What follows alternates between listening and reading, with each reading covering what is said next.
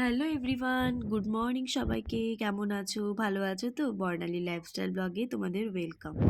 হ্যাঁ, সেদিনকার সকালবেলাতে ব্রেকফাস্টে শুরু করে দিয়েছি, ব্রেকফাস্ট থেকে। তার আগে বলি, আমার ভিডিওটা এটা দুদিন আগেকার ভিডিও, এডিট করে আর ভিডিওটা আপলোড করা হয়ে ওঠেনি। এটা হচ্ছে সরস্বতী পুজোর আগের ভিডিও। তো দেখো, সকালবেলায় ছেলে বলল মা টিফিনে গোলা রুটি খাবে, আর আমার ছেলে গোলা রুটি খেতে খুব ভালোবাসে, জানো তো। তো সেজন্য আমি গোলা রুটি করছি, ময়দা দিয়েই করছি। দেখবে এই গোলা রুটি বলো বা কচুরি টাইপের জিনিস হোক, ময়দা দিয়েই ভালো লাগে। তো সেদিন একটু ময়দা দিয়েই করলাম। আমি ময়দাটা বেশি খাই না, আটাটাই খাই। তো গোলা রুটি ময়দা দিয়েই ভালো লাগে। তো গোলা রুটির মধ্যে একটু ভেজিটেবলস দিয়ে দেবে। তো বাচ্চারা তো এমনিতেই সবজি খেতে চায় না, তো এরকমভাবে ভেজিটেবলস দিয়ে দেবে, খুব ভালো হবে। আমি একটু বিনস, গাজর, যারা যারা আরও ভেজিটেবলস দিতে চাও তো দিয়ে দিতে পারো। আমি একদম গ্রেটারে করে ময়দার সঙ্গে গুলিয়ে দেখো গোলা রুটিটা আমি একটু ভেজে নিচ্ছি। তার মধ্যে একটু কালো জিরে আর জোয়ান দিয়েছি। আর এর মধ্যে যদি একটু পেঁয়াজ দেওয়া হয় তো আরও ভালো হয়। তো সেদিনকার আমার নিরামিষের দিন ছিল বলে আর আমি পেঁয়াজ দিইনি।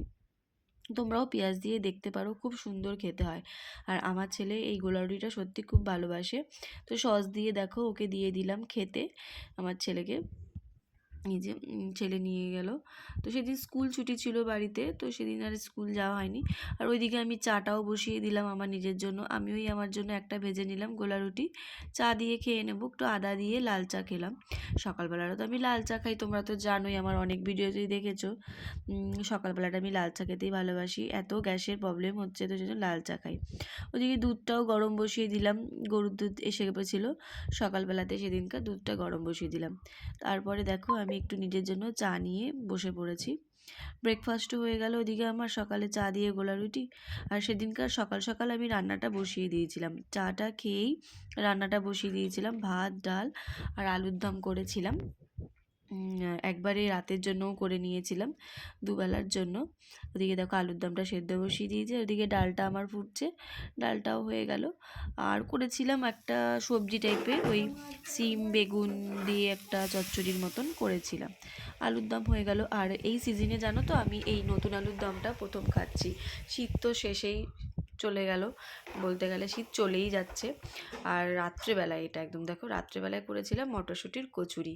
আলুর দম দিয়ে মটরশুঁটির কচুরিটা খাওয়া খুবই ভালো লাগে খেতে। আর আমি এই মটরশুঁটির কচুরি প্রথম করছি এই সিজনে। অনেক দিন ধরেই আমার ছেলে বলছে মা করো করো, আমার করে আর হয়ে উঠছে না। তো সেদিনকার করেই ফেললাম, একদম শীতের মানে শেষের মুখে মটরশুঁটির কচুরি আর নতুন আলুর দম। এটাও আমি একটু ময়দা দিয়েই করেছি, আর অল্প পরিমাণ আটা দিয়েছিলাম।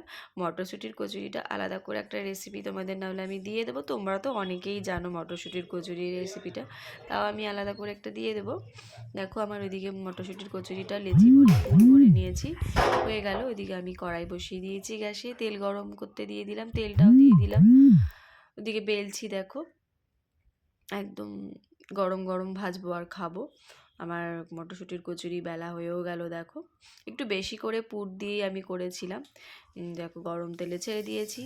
আমার মটরশুঁটির কচুরিটাও কি সুন্দর ফুলে গেল, দেখো কচুরিটা খুব সুন্দর ফুলেছে। আর এই লুচি বা কচুরি বলো না কেন, একটু না ফুললে না ভালো লাগে না, জানো তো। এদিকে আমার মটরশুঁটির কচুরি রেডি। আর কচুরি দেখে আমার ছেলের একটু তাড়াতাড়ি খিদে পেয়ে গেছিলো। তো দেখো ছেলেকেও আমি খেতে দিয়ে দিলাম আলুর দম দিয়ে। ওই আলুর দমটা তো সকালে করেই রেখেছিলাম বললাম, আর রাত্রেবেলায় গরম গরম কচুরি করে দিলাম। দিয়ে দেখো একদম ধোয়া বেরোচ্ছে, গরম পুরো কচুরিটা, ছেলেকে দিয়ে দিলাম খেতে। ও এইসব খেতে খুব ভালোবাসে, ওকে যদি রুটি দাও একদম খাবে না। আমিও বসে পড়লাম খেতে। সেদিন আমার বর বাড়িতে ছিল না, একা একাই বসে খাচ্ছি। তো কচুরিটা দারুণ খেতে হয়েছিল, আমার মুখ চোখ দেখেই বুঝতেই পারছো। তো আমি ততক্ষণে খেতে থাকি কচুরিটা। তো তোমরা আমার ব্লগটাও দেখতে থাকো, বেশি বাড়াচ্ছি না, এখানেই শেষ করলাম। ভালো লাগলে লাইক, কমেন্ট অ্যান্ড সাবস্ক্রাইব করতে ভুলো না কিন্তু। দেখো কচুরিটার পুরটা দেখো কতটা পরিমাণ মতন দিয়েছি, একদম বেশি করে। টাটা বাই, অন্য একটা ব্লগে খুব শিগগিরই দেখা হবে।